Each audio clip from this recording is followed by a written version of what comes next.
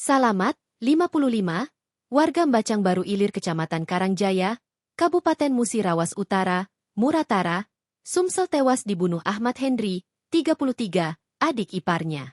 Peristiwa berdarah itu terjadi depan rumah Ahmad Hendri di Desa Mbacang Baru pada Jumat, 5 Desember 2025, lalu. Dalam peristiwa ini, Salamat tewas dengan kondisi sejumlah luka di badan dan meninggal dunia di Rumah Sakit Arbunda Lubuk Linggau.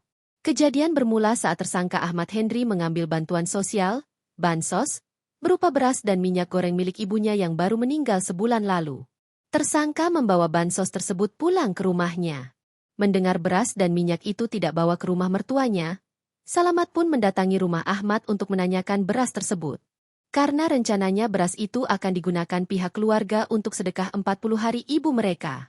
Penjelasan itu diterima Ade di dalam mobil ambulans ketika dalam perjalanan membawa Salamat menuju rumah sakit Arbunda.